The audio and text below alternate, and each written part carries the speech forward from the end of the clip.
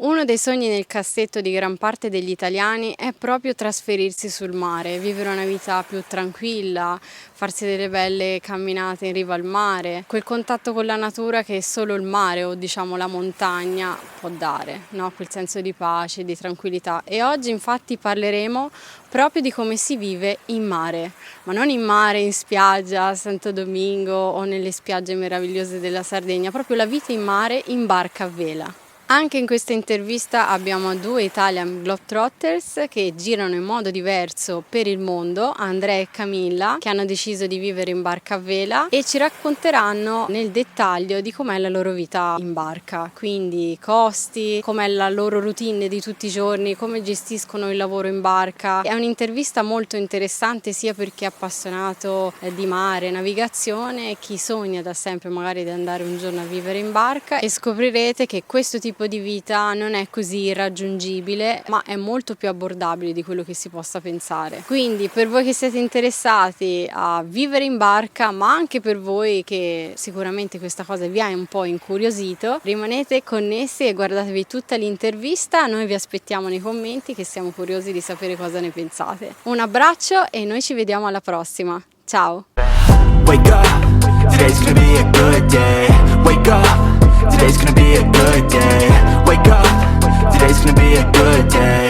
Wake up, today's gonna be a good day. Wake up, today's gonna be a good day. Ciao Andrea, ciao Camilla, come state? Ciao, tutto bene Riccardo. tu? Bene, grazie, anch'io. Da che parte di mondo siete voi oggi? Siamo in Spagna, a Torrevieja, nel paese di Torrevieja che è praticamente Dopo qua- Gibilterra. sì, prima di Alicante, via.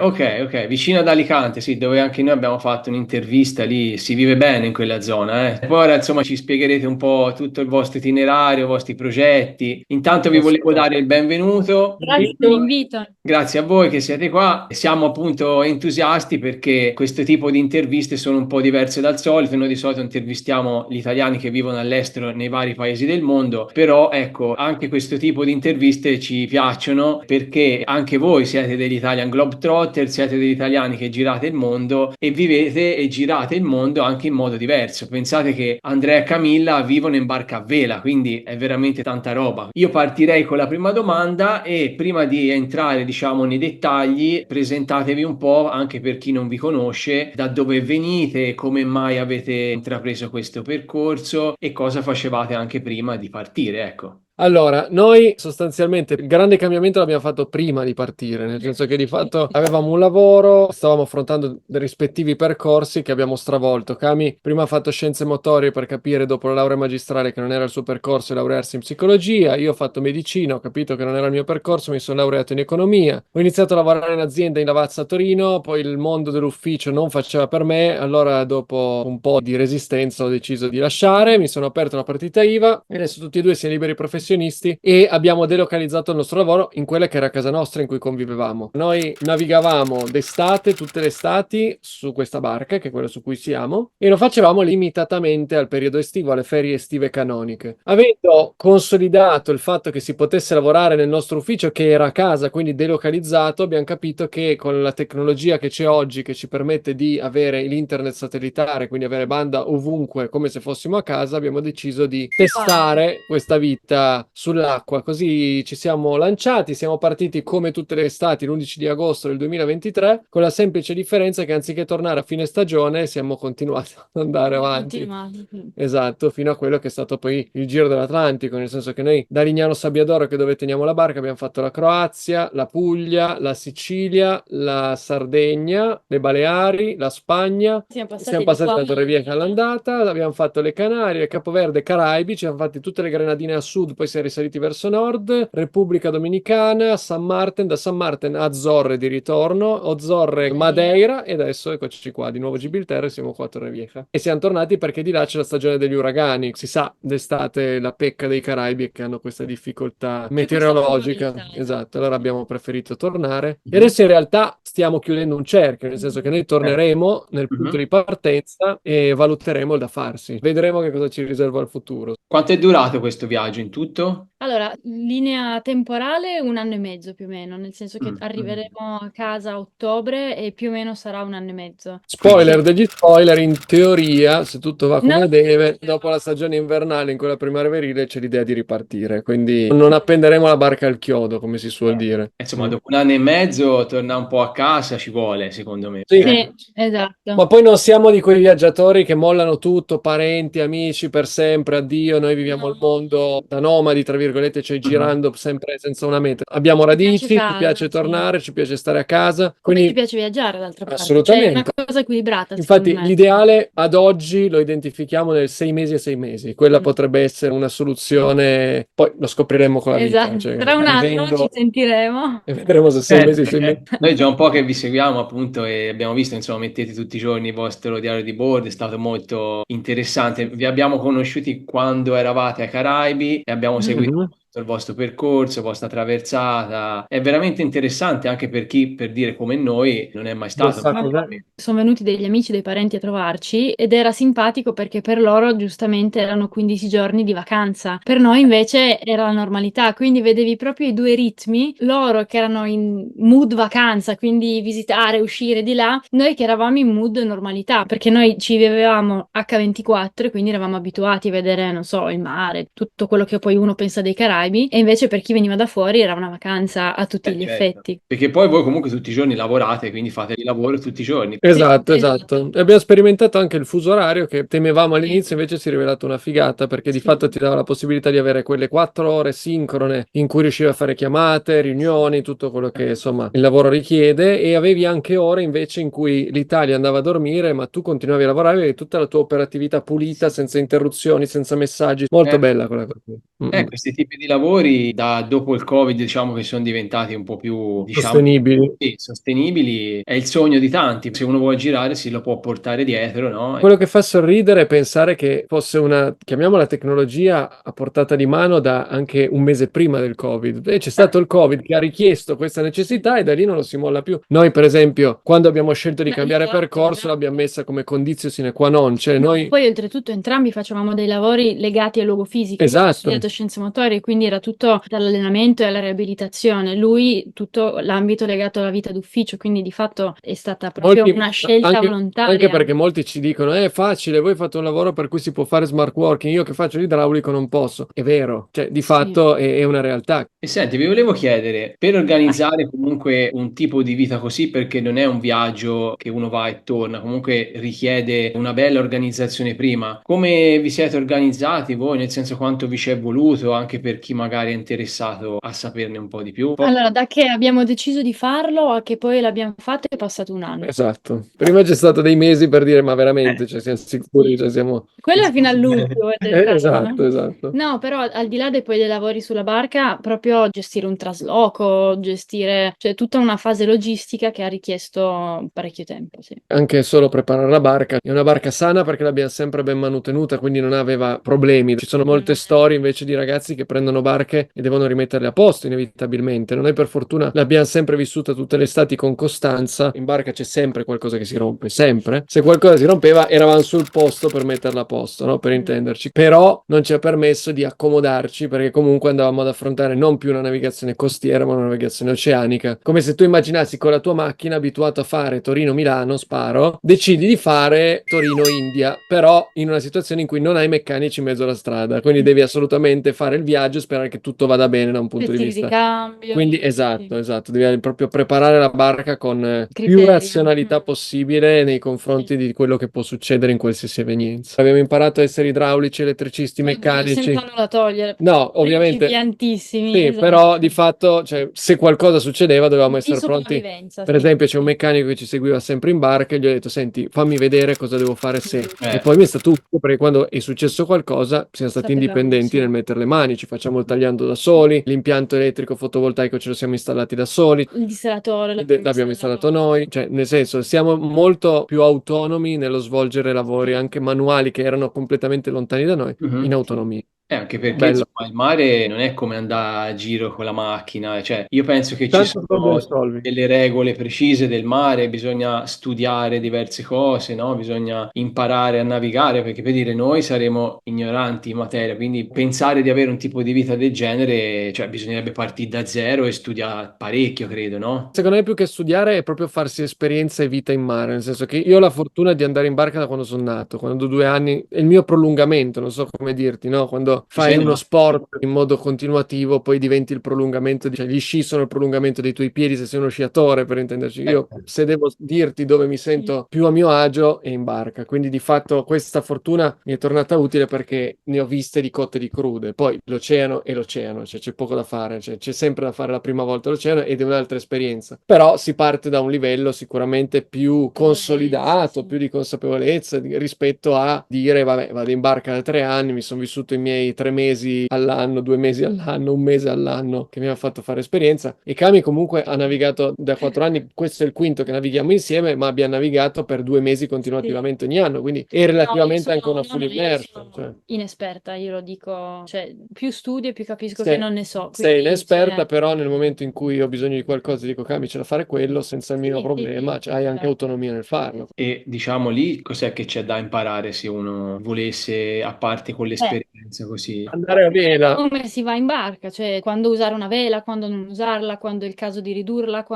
aprirla, quando aprirla, quando le condizioni del mare sono eccessive, cioè ci quando sono svegliare qualcuno se c'è bisogno di quando qualcosa per riconoscere. riconoscere di notte certe cose, le correnti più o meno, nel senso che, vabbè, poi in Atlantico nello specifico ci è servito poco perché, Sei in un flusso di corrente con esatto, l'Eliseo che ti è tipo porta di là, quindi un'autostrada, puoi, tra esatto. virgolette, non considerarla troppo, ecco. Di fatto è come fare una navigazione costiera ma molto più lunga. Esatto, forse la grande differenza è lo studio meteorologico, che è Mm. completamente diverso. Tu normalmente fai uno studio meteorologico intraday per la giornata, dal mattino alla sera, lì invece devi avere una previsione meteorologica che guarda a una finestra Sì, temporale molto più lunga. Poi le previsioni sono attendibili 2 o 3 giorni, dopo è tutta più o meno sì. fantascienza, cioè bisogna che si avvicini il giorno per vedere se poi è confermata la tendenza, no, meteorologica. E la vostra che barca è anche per, cioè nel senso è una barca, io sono ignorante, quindi non è che... La nostra come tipo di barca è una barca, si chiama Fast Cruiser, cioè vuol dire una barca da crociera veloce però, quindi non è da regata ma non è neanche da crociera, è una crociera veloce, performante, cioè siamo assolutamente soddisfatti delle prestazioni a vela, è lunga 14,50 m, è larga 4,50 m, ha un pescaggio quindi va sott'acqua per 2,5 m che sono abbastanza, ha un albero e basta, questo sì, queste sono Per un po' le avere un'idea, caratteristiche. magari anche chi capisce di queste cose, Certo, certo.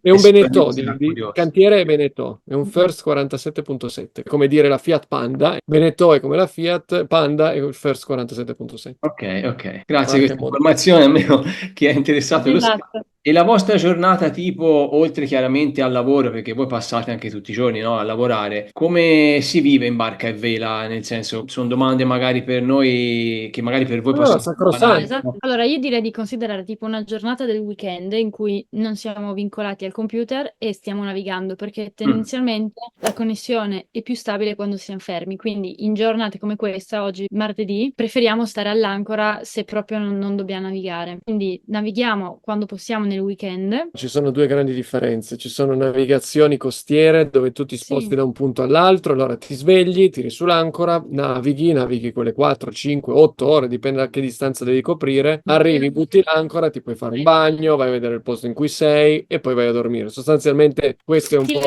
come vacanziere se girassi con proprio. la macchina e andassi da un posto all'altro, per intenderci. Diverso è nel momento in cui devi fare un trasferimento più lungo e magari hai 3 giorni di navigazione, quindi tu ti svegli, parti, affronti la tua giornata normalmente navigando, arriva la sera, quindi ci si definisce quali turni si fanno, più o meno noi ogni 2 ore ci alterniamo, dopo le 2 ore chi era di turno va a dormire, chi era a dormire torna di turno Così e tutta la si fa tutta la notte. notte, il giorno dopo invece svegli tutto il giorno e così per 4, 5, è stato 18 giorni l'andata in Sì. Atlantico, no 15 15, scusa, 15 15. giorni e 17 il ritorno. Eravamo in di più, eravamo in 6 però Sì. all'andata e 7 al ritorno. Mentre quando lavoriamo, tendenzialmente la giornata parte che ci svegliamo, ci mettiamo al computer, lavoriamo, non pensiamo alla barca perché siamo fermi tendenzialmente quando Sì, siamo lavoriamo, fermi. esatto, e fino a più o meno alle 6, 6 e mezza, Sì, 7, 8, dipende dalle dipende. giornate, finiamo poi di lavorare, ci godiamo il presente facendoci un tuffo, ci alleniamo, andiamo a terra a fare la spesa. Se ci pensiamo non c'è troppa differenza, se non che anziché finire di lavorare, andare al bar, andare a fare due passi in centro, ti puoi cacciare in acqua. Diciamo che quella è un po' la differenza, che sei completamente calato nella Sì, natura.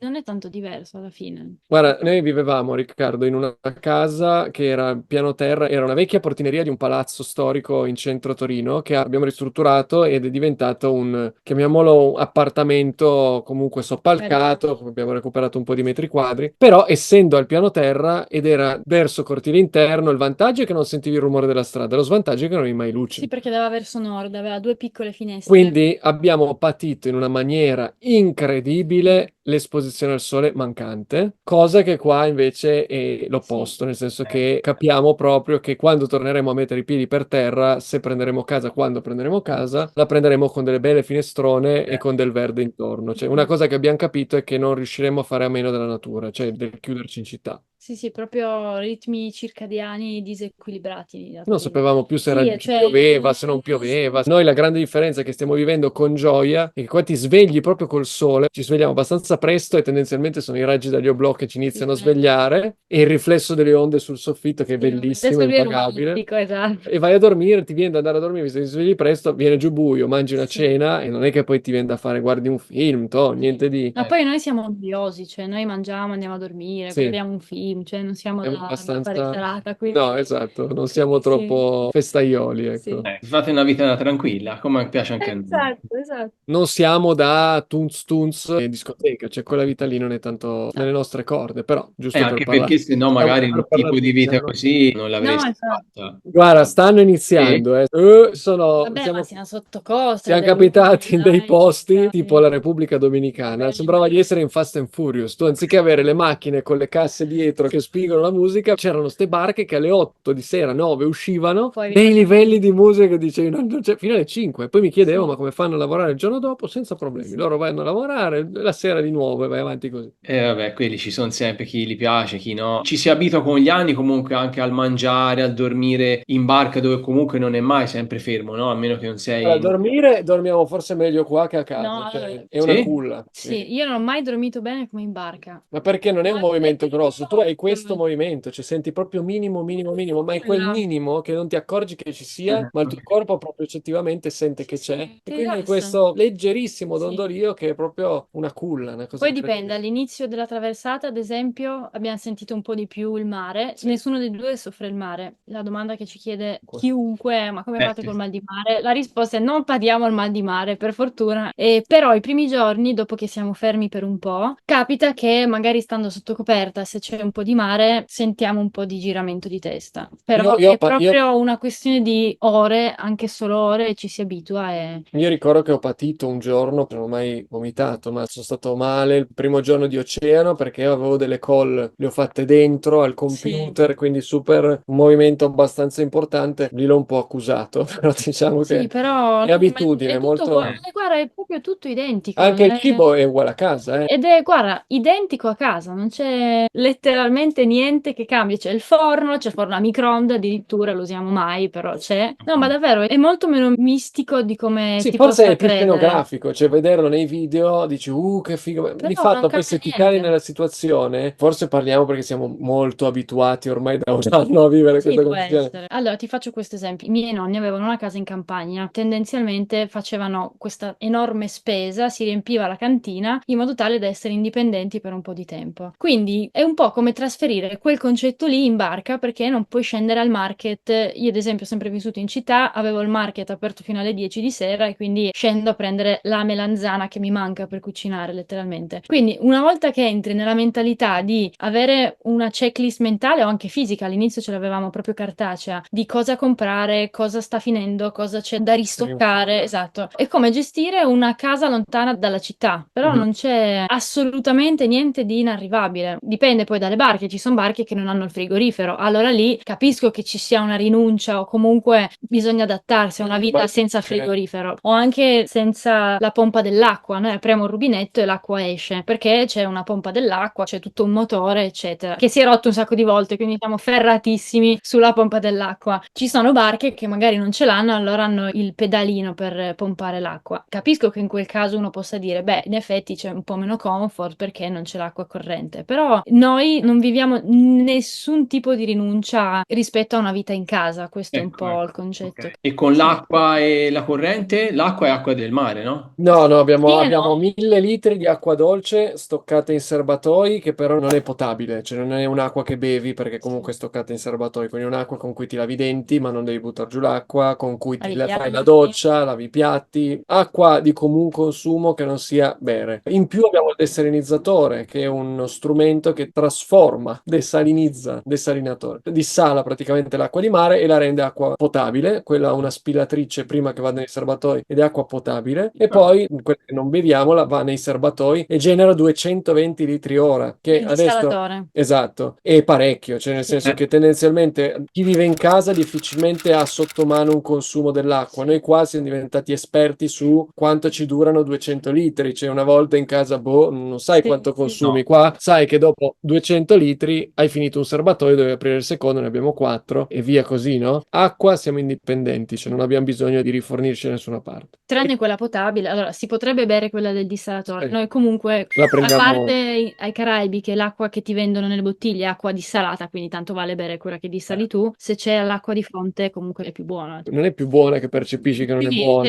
Sei abituato così, esatto, ci diciamo fidiamo che un è po' di più. vizio, sì. Esatto, ci Volendo fidiamo un po' di più. chi fa regate, magari transoceaniche al dissalatore, beve tranquillamente l'acqua che dissala dal mare. Esatto. Sì. Mentre l'elettricità abbiamo 3 batterie AGM, adesso vado un po' nel tecnico, sono batterie non al litio, quindi non sono le comuni batterie, sono quelle della macchina, le batterie della macchina, quindi non puoi scaricarle, fare i cicli di scarico carico del 100%, ma puoi scaricarne il 20% e poi ricaricarle se no gonfiano. Ne abbiamo 3 da 130 A e sui servizi una invece separata solo per il motore e si ricaricano con alternatore del motore. E tu dici, vabbè, cioè, Come la la macchina ricarico la batteria. Se vai a vela per tanto tempo come in oceano, il motore però magari non lo accendi. Allora come la ricarichi? Con un generatore, che abbiamo un generatore, oppure con i pannelli solari. Abbiamo installato 4 pannelli solari da 100 watt l'uno, quindi sono 400 watt, che generano più o meno 20 ampere l'ora e tengono in piedi un bilancio energetico abbastanza pari, quindi non andiamo a scaricarle. Quello che cuba in modo negativo e ci ammazza un pochino il bilancio energetico è Starlink, quindi la parabola satellitare che assorbe tantissimo. Quindi appena tornati aumenteremo sicuramente i pannelli solari, ne metteremo ancora un 200 watt e poi abbiamo una power bank esterna che si chiama EcoFlow, è un dispositivo proprio amovibile. Sì, è tipo una valigiona. Che ha dentro un inverter, quindi puoi attaccarci anche le 220, caricare il computer, caricare tutto ciò che per noi è accessorio come i computer, i telefoni, Ad esempio, li no, attacchiamo finisci. lì. Ad esempio, stavamo parlando di comfort, per il primo anno, grazie a questa batteria portatile che ha un inverter dentro e quindi sopporta anche un phone, ad esempio, mai usato il phone, ce l'abbiamo ma non lo usiamo, quest'anno possiamo usare la macchinetta del caffè, perché io adoro il caffè, lui non ne beve praticamente mai, a me non piace il caffè della moka, adesso c'è un po' il vizio, e quindi sono sempre stata senza il caffè. Adesso che abbiamo sta batteria, ecco, posso dirti che il vizio che ci concediamo, che mi concedo io, è di bere il caffè dalla macchinetta con le capsule proprio. Quello è un po' meno comune, va sulle barche più grandi o comunque con maggiore potenza energetica. Le barche che nascono oggi sono tutte sovrastimate. Questa barca ha 20 anni e le barche che nascono oggi nascono con 8 batterie, inverter, aria condizionata, cioè super comfort, però sono barche da crociera, quindi sono molto pesanti, per quello che ti dicevo prima che siamo un fast cruise, perché è una crociera veloce. Quelle barche lì sono un po' inchiodate come tipo di avanzamenti e prestazioni, quindi è un compromesso che siamo disposti ad accettare, che sembra poco, ma sulle traversate atlantiche abbiamo guadagnato un 5 giorni, magari 6 giorni in termini di durata, che non è poco. Anche in termini di rifornimento, perché un giorno 7 persone sono da sfamare e da dissetare. Fai 6 giorni quanto cubano è diverso. E questa Starlink che dicevate per la connessione internet, come funziona? C'è un modem modem, router, ecco, lo attacchi alla presa, all'inverter appunto, perché non esiste ancora con la presa da 12 volt, quella della macchina. Ok. Basta, lo attacchi alla parabola e Collega a E satellite. viaggia meglio che viaggiava la fibra, cioè abbiamo 200 mega, 250 mega in download, cioè una roba No, proprio infatti, spaziale. guarda, in questo è... Spaziale, nel vero senso della parola. proprio. Però dicevate che comunque consuma parecchio, quindi ci vuole Più o meno 7-10 ampere No, tendenzialmente. Allora, dipende appunto. Adesso qui usiamo anche l'hotspot sul telefono perché abbiamo dei dati limitati. Ai Caraibi chiaramente non si può fare, quindi stava accesa anche 8-10 ore e quello un po' appesantisce. Dobbiamo accendere il generatore, cioè c'erano tutta una serie di cose. Comunque lo sapevamo e quindi abbiamo comprato il generatore apposta. poi insomma, se voi ci lavorate la connessione ci vuole. No, esatto, perché non avessimo dovuto lavorare non l'avremmo acceso. Ma in teoria la può usare chiunque, anche chi sta a C'è il casa. kit casa, c'è Sì, proprio sì. il kit casa, anzi sta diventando anche abbastanza concorrenziale con i prezzi della fibra. Va meglio, va anche in luoghi remoti. Ci sono più hardware, c'è Sì, quello certo. statico, c'è quello in movimento, noi abbiamo quello in movimento che quindi ha un costo maggiore, ma appunto quello statico viene meno e quindi è super accessibile. Durante i vostri viaggi per il mondo, come avete trovato il mare? Nel senso, è inquinato, pulito? Avete trovato anche quelle famose isole di plastica che si dice oppure no? Allora, le isole di No, le isole di plastica, plastica no, mai. esatto, No. penso siano più pacifiche nell'Oceano Sì. Pacifico, cioè nell'Atlantico non abbiamo visto niente di Almeno tutto nella ciò. zona che abbiamo battuto noi, no, niente. Visti i tempi che stiamo correndo, pensavo di Sì. trovare situazioni drammatiche. No, Niente, cioè ogni l'oceano è proprio tanto... pulito. Allora, se posso, sì. più sotto costa, cioè entrando in Mediterraneo, ad esempio, ho visto molta più sporcizia, proprio tra Gibilterra e dove siamo adesso. Però, guarda, proprio poco, non abbiamo grandi esperienze di Esatto. isole di plastica, quello no, mai viste. Eravamo molto preparati al peggio, ecco, Sì. questo è il concetto. Corretino. Sì, Forse sono più nella zona, come diceva Andrea, del Pacifico. penso di sì. Secondo me dipende anche dalle correnti. Ma guarda che se vai su internet e scrivi isole di plastica sono proprio geolocalizzate, cioè lì c'è un incrocio di appunto, per correnti le che correnti. unisce tutto ciò che è scarto e sta rendendo, da cosa ho visto 2 o 3 anni fa, un documentario, sembrava un'isola vera e propria di rifiuti, c'è una roba incredibile. Purtroppo. E con le scene da tartarughe con la plastica intorno al collo o una rete incastrata, mai, neanche una volta. E vi volevo chiedere poi, questa vostra esperienza, questo vostro tipo di vita che fate, ora ci avete già detto che comunque la vostra vita è una vita normale, come se fosse a casa alla fine, no? Cioè non ci sono stati grossi sacrifici che avete dovuto fare, oppure sì? E la vicinanza di persone care, i nostri amici li abbiamo salutati a dicembre e tranne quelli che sono venuti a trovarci, Non li vediamo, sì. No. Famiglie, amici. ci siamo fatti nuovi amici, per carità, però ci si incontra in un luogo, poi qualcuno va di qua, qualcuno va di là, si diventa amici per una sera. Sì, Sì, forse è il lato sociale, quello Mm. più intaccato, se così vogliamo. Sì. Vi sentite mai un po' soli o no? Sinceramente, col fatto che sappiamo che torneremo a casa, cioè torneremo al nostro mondo, ci abbiamo fatto grandi chiamate, ci aggiorniamo. Poi incide anche molto il fatto che noi raccontando quotidianamente il nostro viaggio, non c'è niente da raccontare perché sanno già tutto. Siamo noi a chiedere informazioni a loro, no? Io non ho mai provato un senso di No, solitudine, cioè esatto. Ma poi appunto siamo proprio due tranquilloni, non so come Siete dire. affiatati, state bene state con gli insieme. amici. No, esatto, cioè Eh. a noi piace uscire a cena o invitare qualcuno a cena, fare una suonata, guardare un film. Andare a fare una partita a beach volley, cioè comunque fare un po' di attività, però è una cosa che non ci è pesata mettere in pausa per l'esperienza che abbiamo questo è il vissuto. concetto. Ovviamente prima di partire fai una valutazione, va bene così. Saremo molto felici di tornare a fare una festa con tutti i nostri amici di ritorno e basta, cioè saremo felici poi di festeggiare quando saremo poi tornati. Esatto, Sì. cerchiamo di vivere sempre il lato positivo Esatto. di ogni esperienza, no? Cioè qua il lato positivo è inutile a dirsi, quando torneremo il lato positivo sarà riabbracciare i nostri cari, per dire. Certo, ma si vede che siete una coppia, insomma, affiatata, che state bene insieme. È fondamentale perché sennò queste esperienze qui non le potreste. Guarda, ti rubo un minuto, Riccardo, nel dirti che siamo veramente atipici perché ci siamo conosciuti col Covid. Cioè, una settimana prima del Covid ci siamo messi insieme. Camilla doveva partire per andare altrove nel mondo, doveva andare a vivere in Spagna, eccetera, eccetera. Alla fine è tornata e il giorno dopo che è tornata hanno chiuso lockdown totale. Quindi ci siamo conosciuti in lockdown. Sì, perché il concetto qual era? Che io ero andata in Spagna con la mia moto, poi ero tornata per fargli una sorpresa, insomma, per questa avventura romantica dello stare insieme, e poi è scoppiato il Covid, per cui è Il scoppiato il giorno dopo lockdown. che sei tornata. Per cui ho detto, "Ah, senti, io non è che mi sono sparata 1000 chilometri per Da stare tu a Barcellona. casa tua e io a casa mia, cioè conosciamoci." Allora abbiamo convissuto durante il lockdown, però devi immaginare due quasi sconosciuti abituati che iniziano a convivere, quindi Eh. c'è stato proprio una full immersion completa, Poi subito. finito il lockdown, siamo andati in barca, che è un altro lockdown, Sì, perché ma comunque sei in spazi cioè, stretti. comunque È non vero. siamo andati in barca se non fossimo stati bene a casa, quindi secondo me la Assolutamente. prova del 9 è stata prima in casa, poi in barca ci sono mille distrazioni, c'è il mare, comunque non è come stare in casa. So che Siamo di abbastanza fatto- abituati a stare insieme, poi ognuno sta magari anche per i fatti suoi tutto il pomeriggio, c'è armonia nello stare Mhm. insieme. Guarda, ragionavamo l'altro giorno che molte persone ci dicono proprio, ah, io non potrei mai perché dopo 3 giorni affogherei mia moglie, Non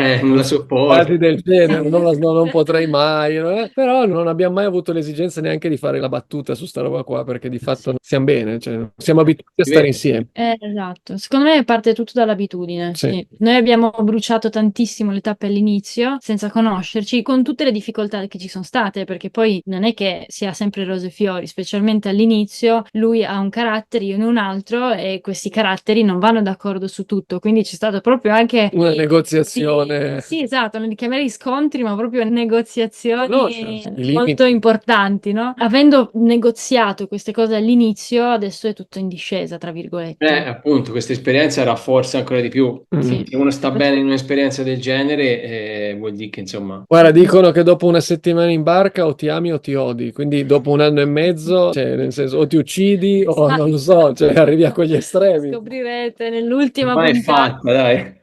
E senti, vi volevo chiedere che disavventure avete avuto, se vi sono capitate magari in tutto questo periodo, non so, ho visto una volta in una vostra storia che avete avuto paura che fossero dei pirati, poi non erano. Sì, allora, i Caraibi, ma non proprio i pirati, io li C'è chiamerei più tipo delinquenti più che pirati. E il Certo. concetto pirata, secondo me, non siamo appetibili per i pirati, cioè sono quelli che abbordano le navi mercantili per rubare grossi carichi, quindi Devo dire, in certi mari attaccano sì, anche le però barche a vela. non in quello in cui abbiamo navigato noi. Quello che ci spaventava era un po' la delinquenza notturna, legata proprio allo stato sociale ed economico dell'isola in cui ci trovavamo. Abbiamo visto delle isole molto povere e lì infatti c'era tutto un sistema tale per cui comunque i turisti sono molto tutelati. C'erano i boat boy, si chiamano, cioè i ragazzi barca, che sono un po' come i gangster del quartiere, tipo il parcheggiatore, ti aiutano a ormeggiare, gli paghi un tot e loro tengono al sicuro la tua barca da furti notturni, dai bambini che salgono a bordo. Però ecco, non abbiamo mai rischiato proprio, il rischio non c'è mai stato. Noi eravamo solo un po' attivati proprio per questa cosa, che poi non è che nessuno sia mai salito a bordo, assolutamente no. C'è da dire che noi siamo abituati a navigare in Europa, non c'è la tendenza a chiudere la barca, Sì. scendi dalla barca lasciandola in marina aperta, vai a dormire senza chiudere. No, adesso non riuscirei più a Siamo farlo. andati lì e tutti dicevano, ragazzi, lucchetto, chiudete Tutti, tutto, il gommone da lucchettare, ma perché non è che si mettono lì, vengono col flessibile e ti tagliano la cima d'acciaio. Semplicemente se hai il gommone legato così, uno che passa di lì dice, Sì. devo tornare a casa, prendo Esatto, questo. è molto Cioè, legato al concetto della bicicletta. Esatto. Da noi in città è impossibile vedere una bici non legata, ma non è che uno arriva con le come si chiama, le tronchesi, a spezzare le catene. Però se la trovi slegata la Se la prende. slegata la prende, un po' questo. Non è che siano ladri da cui difendersi, no, sono Per la nostra esperienza, cioè. dei ragazzi che cercano l'occasione giusta. Ecco, diciamo così. Allora, la nostra attenzione era nel impedirgli di trovare l'occasione giusta. Poi, ti ripeto, noi abbiamo degli oblò, non abbiamo delle finestre blindate, quindi uno che vuole entrare senza fare troppa fatica entra. Quindi il discorso sicurezza è davvero proprio così parziale. Metti una barriera all'ingresso, Esatto, complichi esatto. un po' la vita, quello è quello che puoi limitarti a fare. Esatto. Una cosa che ci ha scioccati è che molto frequentemente trovi barche con armi a bordo. È di uso comune che ci siano persone che hanno il fucile. Cioè, noi non siamo abituati nella nostra cultura all'arma, no? In cui sei molto più vicino all'America, a queste giurisdizioni. Quando entri nell'isola ti chiedono Sei alcolici, droghe, armi. E lì armi, sì. Boh, cioè, va bene, ok. Ho fatto ridere che uno è arrivato in dogana e ha dichiarato fucili a bordo, sì, roba da pesca, sì. No, guarda che qua è vietato pescare. Cioè, non gli ha detto niente dei fucili, però non poteva E pescare. comunque era questo ragazzo che conosciamo, aveva il porto d'acqua, Sì, era sì, no, dichiarato, è, era cioè, tutto è legale. legale, cioè, però è solo un percepito nostro che è, come dire, ho la pistola in macchina. Come la pistola in macchina? Comunque a voi non vi è mai successo niente, siete sempre andati No. tranquilli. Ok. Per fortuna, ma non diciamo Eh. troppo forte, No, ma esatto. Basso profilo. Quando siamo andati in Repubblica Dominicana sapevamo che c'erano delle aree dove non si passava neanche da Te lo lontano. dicevano loro proprio, Esatto, le cioè, autorità, quindi è chiaro che se poi sai che non devi andare lì e ci vai, a tuo rischio e pericolo. capito? Quindi noi comunque ci informavamo prima, facevamo una ricerca su come fosse la situazione, cioè siamo arrivati che c'erano delle guerriglie addirittura in alcune aree Beh. e quindi noi siamo andati dalla parte Basta opposta. pensare che la Capito? Repubblica Dominicana è attaccata da Haiti, pensa cosa sta Capito. succedendo da Haiti. C'è da dire che Sì. i Caraibi sono super eterogenei, cioè Sì. un'isola è completamente diversa da un'altra a livello di Sì. giurisdizione, a livello di criminalità, Controlli. di controlli, c'è proprio Sì. eterogenea, ricchezza. Ma anche sulla stessa isola, Sì. magari il lato nord, il lato sud, Santa Lucia, ad esempio, che è un'isola dei Caraibi, lato nord C'è una molto Rodney Bay benestante, spaziale, esatto. lato sud di una povertà assoluta, ma proprio, cioè si vedeva proprio che c'era povertà per le strade, era proprio Fame. esatto, fame. Purtroppo è la realtà di quei paesi lì, è così. Esatto. Però vai a neanche 100 miglia più a nord e lì stanno benissimo, c'erano le discoteche. Stile Miami proprio. Esatto. Qual è il paese che vi ha sorpreso di più? Sorpreso! Allora, quelle che io porto nel cuore sono le Barbate, che è un'isola selvatica, non c'è niente. Barbate? No, è Barbuda, scusa. Qua dietro. Scusa, sì, no, Barbuda, che è un'isola che non ha niente, stanno costruendo dei resort, ma quando siamo andati Non ha niente che è stato distrutto da... Katrina forse. No, da un uragano che c'è stato. Irma. Ah, Irma. E quella accanto a Antigua. Sopra Antigua, Esatto. bravissimo. Sì, non Barbate, Barbuda. Quella è molto bella, spiaggia rosa, proprio Caraibi. Le Granadine.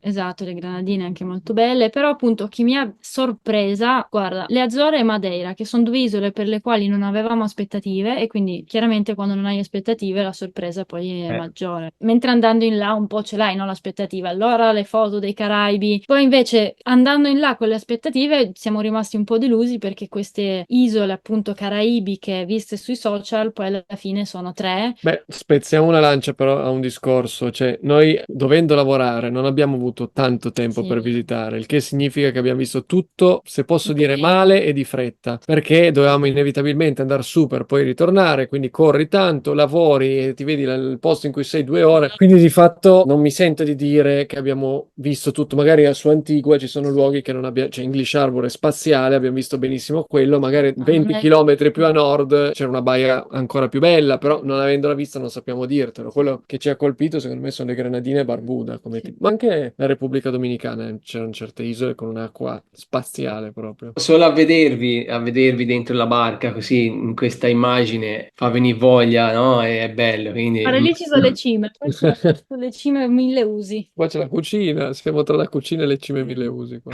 E ora che si è parlato, diciamo, un po' della sicurezza a bordo, per quanto riguarda l'aspetto sanitario, voi come fate? Se vi sentite male, Sai cos'è una farmacia? Ecco qua, abbiamo 2 gavoni pieni di farmaci. Sì, grandi. abbiamo di tutto. Guarda, abbiamo fatto una vorrei lista vedere. che, tra l'altro, di tutto anche più di una scatola, perché ci sono alcuni medicinali che magari, tipo la tachipirina, che magari prendi più volte nell'arco di un anno, sempre, considera sempre più o meno un anno. Tutto che trovi nei posti in cui vai, però di fatto Sì. volevamo essere autonomi, da non doverci recare in farmacia. Comunque abbiamo parecchia roba stivata nei gavoni, che sono appunto dei luoghi dove si stivano le cose, e c'è di tutto. Abbiamo preso lo spettro delle malattie e abbiamo detto Sì, ok, ma quali sono i primo principi soccorso, attivi?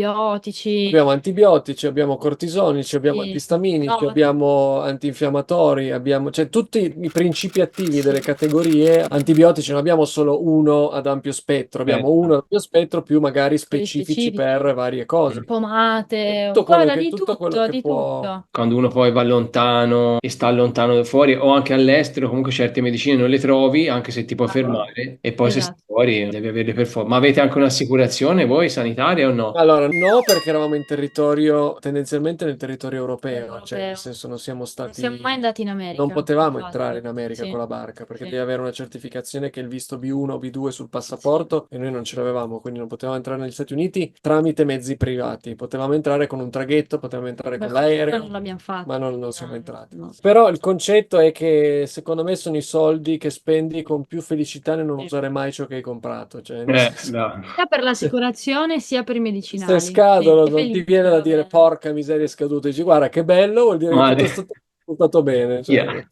e va bene così. Sì, è vero. Già, perché poi ci vuole il visto anche lì se uno va in certi paesi. Ma dove siamo stati noi, tranne che negli Stati Uniti, dove Isole Vergini Americane e Porto Rico c'era bisogno del visto, non ci siamo andati, ma tolto quello è tutta Europa. Abbiamo visto isole inglesi, portoghesi, olandesi. Olandesi Sì. e francesi. Esatto. Sì, in realtà avevamo l'assistenza sanitaria europea. Quindi è una cosa che uno, secondo dove va, deve tenere in considerazione Sì, questo. certo, Deve assolutamente. farlo prima, come se vai in aereo, lo stesso, come se vai... Assolutamente. Esatto. Anzi, consigliamo di informarsi bene. Noi, sinceramente, sul lato assicurativo, sulla salute, non è che ci siamo informati troppo. Se fossimo entrati in territorio americano, sicuramente avremmo attivato Sì. un'assicurazione perché sappiamo Forza. benissimo. Vabbè, ma Esatto. anche al di là dell'America, comunque, secondo me noi non siamo stati troppo d'esempio in questo Esatto, caso. cioè non ci siamo super Quindi informati, ci siamo presi tutto quello che potevamo in termini di farmaci, forse un po' incoscientemente, però sì, non abbiamo approfondito il discorso assicurativo. non fatelo a casa. No. E secondo voi questo tipo di vita, questa scelta di vita che avete fatto è fattibile, diciamo, da chiunque? Magari questo tipo di esperienza, non lo so, io ve lo dico da uno che non se ne intende, penso che possa essere un po' più costosa magari rispetto a uno che va in bici, in moto, in camper, eccetera, però non lo so se è così. Ecco, voi che dite? Cioè, anche per chi vorrebbe fare un tipo Allora, di esperienza del genere. La premessa comunque è che noi non sappiamo cosa voglia dire farlo in camper, farlo in macchina e bicicletta, quindi non sappiamo cosa cambi di costi. Questa è la premessa. quello che io volevo dire è che semplicemente se tu ragioni in ottica barca, nella vita, nella conduzione della vita ordinaria, no, di tutti i giorni, tu come voci di costo, noi siamo fissati, abbiamo tutto un Excel in cui monitoriamo le uscite, monitoriamo le entrate, Ah, guardiamo i certo. bilanci, ma nelle voci di costo tu hai principalmente la spesa, che è la stessa che fai a casa. Qual è la differenza? La differenza è il costo del paese in cui vai. Ci sono Mhm. stati paesi molto più cari dell'Italia, ci sono stati paesi che costavano quanto l'Italia, quindi puoi un po' settarti anche sulla base di quello che è il costo della vita, sul dire, vabbè, sai che c'è lì, è molto più caro, non ci vado, no? Le isole inglesi, ad esempio, costavano molto di più. Molto di più, Come esatto. verdura, frutta, come cibo, Mm. erano molto più costose, tipo più del doppio rispetto a un supermercato italiano. Poi, altra voce che hai è il gasolio, ma per farti un'idea, hai le vele, quindi tendenzialmente il gasolio auspichi di non tenere acceso il motore e navigare a vela, il che significa che risparmi tantissimo, ok? Se tu pensi a un costo della benzina della macchina, la barca non è a vela, il motore stiamo parlando di cifre inarrivabili, ma la barca a vela più o meno ha un costo orario di uso motore di 2 litri l'ora come consumi. Quindi non stiamo parlando di La cifre, nostra. la nostra, per carità di Dio. Mhm. Anche lì, lato carburante, secondo me non spendi di più che con la macchina in un mese. Invece, in termini di notti, quindi il costo per dormire, noi il 90% del tempo l'abbiamo fatto all'ancora, cioè costo Sì. zero, gratuito. Dormi buttando l'ancora e non hai costi della notte. In Italia, quando vai in marina, perché hai bisogno di andare in marina, spendi più o meno 100 euro a notte. Sempre per questa Questa mezzatura. dimensione della barca. In Spagna 20, però aspetta, altra doverosa parentesi, parliamo di fuori stagione, ok? Perché noi siamo passati a ottobre, adesso stiamo entrando per la prima volta in alta stagione Sì. e vedremo cosa succede. Adesso siamo all'ancora, non stiamo spendendo niente Sì. la notte. Secondo me Quindi il concetto da portare a casa è che noi abbiamo, nei 3 anni in cui abbiamo vissuto a casa, tenuto conto di tutto, come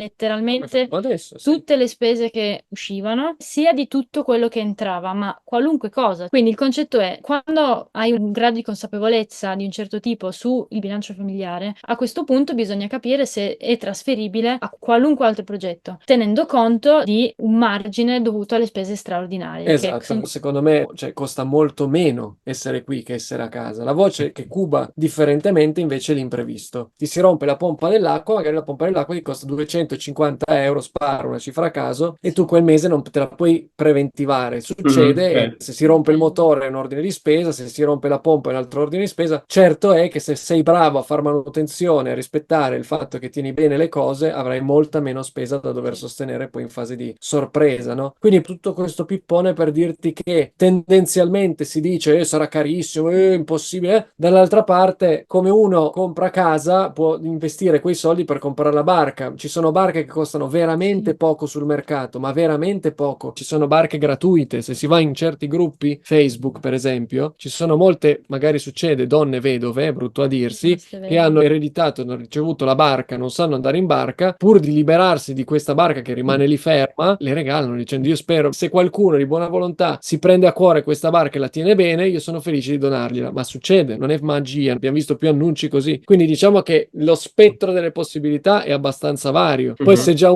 dice devo mantenerla in un porto, quindi c'è il costo della manutenzione, è vero, ma se tu la porti fuori dall'acqua e la tieni in un piazzale d'inverno, paghi 50 euro al mese, per dire, cioè che è una spesa molto diversa che tenerla in un porto. Bisogna essere un po' smart nel trovarsi soluzioni e rendere sostenibile la cosa, ma Poi, se posso aggiungere una cosa, secondo me dipende anche tanto dallo stile di vita che uno tiene, cioè nel Mhm. momento in cui non hai tante spese in questo senso, capisci che la gestione finanziaria cambia completamente. Poi ognuno fa quello che vuole, no? Cioè, non è che adesso... assolutamente, è una scelta. Ma la barca c'ha anche un costo tipo di bollo, assicurazione come la macchina? Sì, sì, ma sono costi sovrapponibili a quelli di una macchina. Il mio suggerimento è di diventare maniacali nella gestione finanziaria, poi da No. lì si hanno un sacco di opportunità. È la base per poi fare questi tipi di progetti o qualsiasi Non altro tipo. Ma non anche c'è no, bisogno di cioè, avere milionate di euro che ti entrano al mese no, per dire ha senso assolutamente. farlo, cioè, anzi, più si è in piccolo, più ha senso ottimizzare. Cioè, Certo, io sono certo. fissato con la finanza personale, quindi è Ah, un ma fai argomento. bene, perché anche solo di dire almeno mi posso permettere di pigliare una casa in affitto e andare a stare da solo, non è il E viaggiare in capisci che, barca al mondo. bravo, capisci Eh, quanto ti può pesare, capisci eh. quanto è lontano dalle tue possibilità, cosa devi fare per tagliare quei 100 euro al mese. Quando uno ha fatto i suoi conti, dopo sa quello che può e quello non può.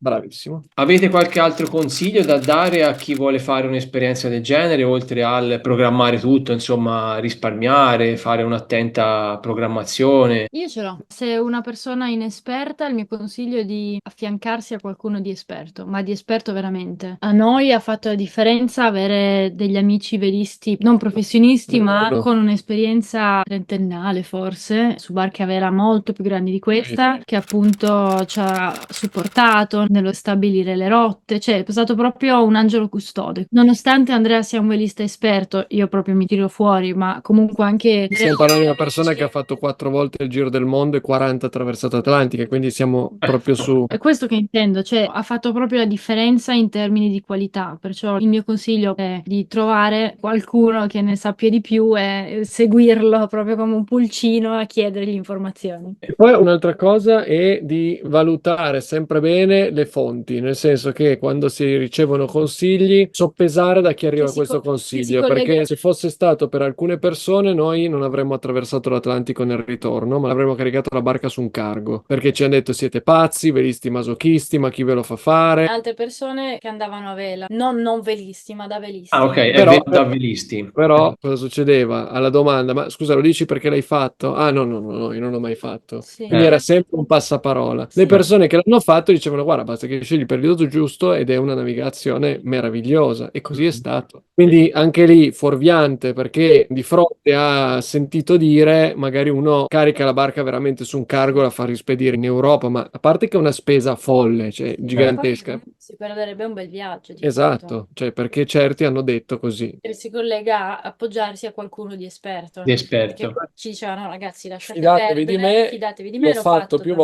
volte. Certo, come in tutte le cose, se segui chi l'ha fatto, non ti dirà mai di no. Se ci è Chi ha avuto una riuscito, buona esperienza, e ha avuto una esatto. buona esperienza, ci è riuscito, ti dirà, certo, lo puoi fare anche te, devi fare questo e questo, ma Bravo. magari uno è andato nel periodo degli uragani o nella stagione non Ed è giusta. normale che ti racconti, no, non Eh. farlo, fai una Esatto. roba tremenda. Bene. Quindi riassumiamo un po' per sapere un po' i pro e i contro. Vado con i pro che mi vengono in mente subito, c'è il contatto con la natura, ma anche lì molto soggettivo, cioè noi ti stiamo dicendo i nostri, probabilmente qualcuno ha bisogno di avere, come diceva Cami, il supermercato sotto casa per vivere bene e non è da giudicare, c'è un No. altro modo di vivere la vita, va benissimo, in quel caso sarebbe un contro questo, no? Eh. Per noi un pro è stato avere il contatto con la natura costante, un altro pro è finire di lavorare e staccare veramente la spina, nel senso che nel momento in cui spegni il computer sei fuori Da un'altra dall'ufficio già in parte. quel momento. Altri pro, ristabilire un contatto con i ritmi circadiani biologici, quindi non essere alienati come eravamo noi per esperienza nostra in casa. Ma poi, cioè, viaggiare, cioè, Viaggiare, tutti i scoprire, problemi. conoscere persone nuove, conoscere altre culture, Culture. imparare la lingua. Eh. E un elenco che non finiamo Esatto. più. Per me il contro più grande è stato lo stress meteorologico. Stress perché io che mi sento un po' la responsabilità di tutto addosso della barca, vivo sempre il Con check. apprensione. Sì, cioè nel senso, tutto si fa, Mhm. nulla è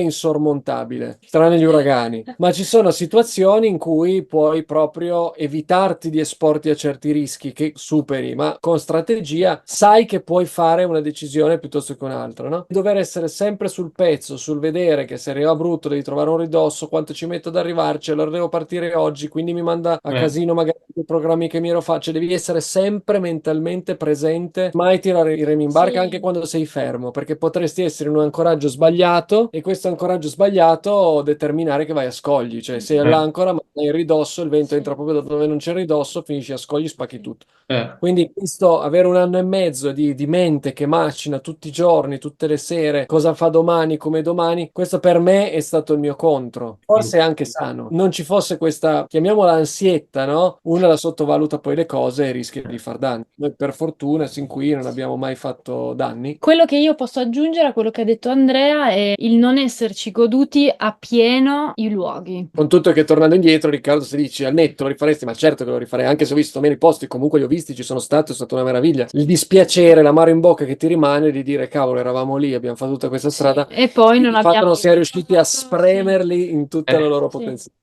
Esatto, quello un po' mi dispiace, devo dire. Bene, quindi mi sembra che siate felici, la domanda non ve la faccio, nel senso è una cosa che mi avete già detto che rifareste, vi manca un po', avete detto un pochino comunque il rientro sulla terraferma. Sì, sì, posso dire a me manca l'oceano, ma perché mi è piaciuta moltissimo l'esperienza delle onde oceaniche, del senso di smarrimento in mezzo all'oceano, c'è tutto molto filosofico e poetico. Però comunque c'è il ritorno a casa, rivedere i propri cari, non vedo l'ora di tornare, anche se io il mio cuore lo lascio in oceano. Il No? concetto è fare pace col fatto che non debba per forza chiudersi una porta, cioè non stiamo andando a buttare via la barca, cioè nel No, senso appunto. noi arriveremo, vivremo mesi a casa e quando ci sentiremo il mare che ci richiama riprenderemo il mare. Siamo abbastanza coscienti e consapevoli del fatto che non sia un tornare e un appendere, come dicevamo all'inizio, si è chiuso anche il viaggio della nostra intervista, la barca al chiodo, ma sia un tornare per poi ripartire se ne avremo voglia e se ci saranno le condizioni. Non attaccandoci troppo alle cose, no? Cioè lasciamo che tutto finisca e quello che deve venire di bello lo accogliamo con piacere. Vediamo un po' quel che viene. Contrariamente alla gestione di cui parlavamo prima, molto matematico-aritmetica, la filosofia della mia vita è che mi piace pensare di poter cambiare, di poter rimanere in un flusso, no? Non dover incasellarmi per terra con dei limiti. Certo. Quindi questa cosa mi dà una serenità mentale, il fatto di pensare che nella vita nulla sia per sempre nei senso limiti buono. esatto, nel senso buono del termine, cioè si può cambiare. E qual è stato il momento più duro per voi in questi anni di vita in barca, se ci sono stati o se c'è stato? Momenti duri per me si racchiudono in 2 situazioni personali, nel senso che uno sono sicuramente i saluti, cioè in questo viaggio abbiamo vissuto tanti di quei saluti. Io ho un problema con non gli addii, ma gli arrivederci, no? Quando si conclude qualcosa. 5 giorni prima che ci si saluti. Sì, ho la inizia sta malattia, noia. cioè inizio a dire ma cavolo, ma chissà quando ci rivedremo. E questo è stato un viaggio fatto di saluti, perché chiunque ci veniva a trovare è bellissimo perché ci si vedeva, ma poi sapevi che per mesi non ti rivedevi, chiunque fosse. Anche partire, lasciare terra, lasciare l'Europa, sai che stai lasciandoti alle spalle casa un pochino, no? Per me è stato Uscire dalla tua zona uno di uscire comfort. dalla zona di comfort. L'altra invece sono state le situazioni in cui abbiamo avuto delle situazioni meteo più impegnative, dove come Cami citava le onde oceaniche si sono fatte vedere, sono situazioni in cui paura non c'è, perché paura se conosci la materia, se sei a bordo della barca e sei presente a quello che stai facendo, non ti viene, non nasce la paura, nasce quanto devo alzare la mia asticella dell'attenzione, quanto devo essere più presente in modo proprio concentrato, no? Si è alzata tantissimo, si è alzata al punto da dire ok, dobbiamo legarci, anche se siamo in Pozzetto, che è la parte più protetta fuori, ma comunque più isolata dall'acqua. Cami mi è sbalzata da una panchetta all'altra, l'ho vista partire da di qua di là, ho detto ok, leghiamoci, anche se siamo qua, leghiamoci perché le condizioni diventano impegnative. Fossimo stati non in mezzo all'oceano, ma fossimo stati in un porto, sono quelle condizioni per cui dici, sai che c'è? Oggi non esco domani perché non mi voglio mettere in situazioni rischiose. Comunque situazioni Drammatiche non le abbiamo mai no, vissute. cioè mare mosso, magari Vento vento forte. forte. Tutto gestibile, Sì. questo sicuramente sì. Sì. Mai situazioni di panico. Niente tempesta perfetta Esatto. stile film. Non so, Cami, tu se hai avuto altre Allora, io situazioni subito ho difficili. pensato alla vela, quindi ho pensato Il tuo all'arrivo. timore era l'equipaggio sui lunghi Sì, termini. io ero preoccupata che a un certo punto l'equipaggio sbroccasse. Io per prima magari dicessi, senti, sai che c'è, ciao. Che sarebbe stato stato molto problematico. Non è mai capitato, ma non solo, non è mai capitato che si respirasse aria di tensione, quindi per me è stata una sorpresa unica, ma davvero mi aspettavo quelle piccole frizioni tra i caratteri, invece niente di niente, Comunque ed è stato una sorpresa stupenda. è un ambiente sociale che sarebbe da studiare, l'equipaggio, perché si creano delle Cambia dinamiche che sulla Terra non vivi. Cioè, se la vivi una settimana in vacanza, È una come cosa. dicevo prima, o ti odi o ti ami, cioè comunque è come aver vissuto un mese insieme. Se vivi un Sì. mese, come avessi vissuto un anno a stretto contatto con le persone, ma si crea una sorta di tolleranza talmente più forte perché forse per sopravvivenza si alza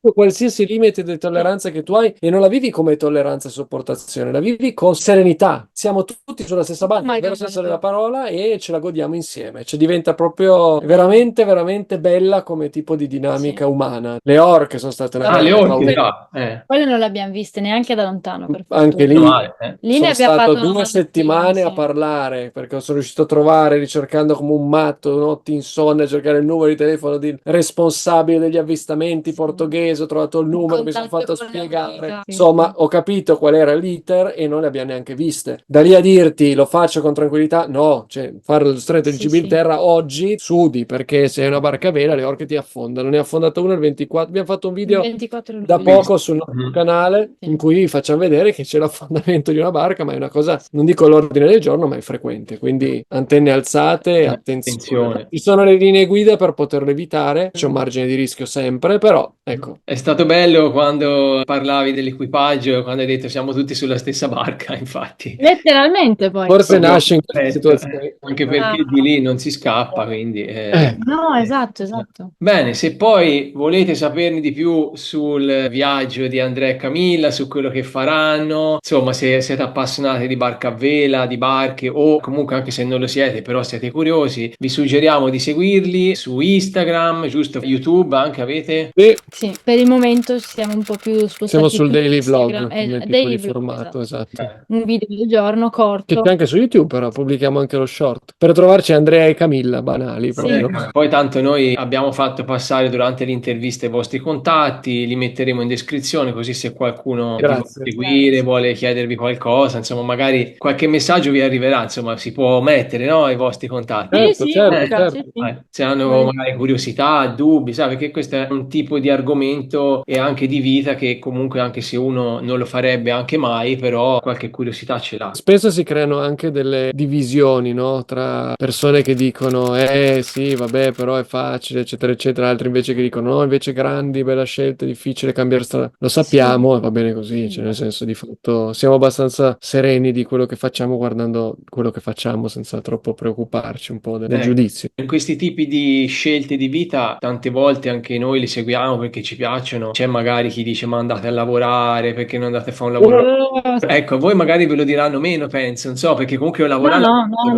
Non è un lavoro vero, cioè, guarda, non stiamo neanche a parlarne perché... Bene ragazzi, siamo arrivati alla fine, noi vi ringraziamo tanto per essere stati i nostri ospiti. Grazie a voi. Grazie a voi, Grazie. anche alla regia, grazie alla regia. Grazie a tutti per aver portato anche insomma questo tipo di argomento anche sul nostro canale, ci tenevamo tanto perché insomma ci sono tanti italiani che girano il mondo ma anche in modi diversi, quindi era giusto anche farlo. Noi vi auguriamo comunque il meglio e speriamo chissà di rivedersi, ci risentiremo magari anche sul canale più avanti. Grazie, Molto volentieri. molto volentieri. E in bocca al lupo anche a voi e al vostro progetto. Esatto. Grazie. Noi vi mandiamo un abbraccione dall'Italia e vi auguriamo un buon viaggio di ritorno a questo punto. Grazie, Grazie. grazie mille. Ciao, Ciao. ragazzi. Ciao, un saluto ai nostri Globetrotter dalla barca a vela. Ciao ragazzi, Ciao grazie. ragazzi, ciao. Wake up, today's gonna be a good day.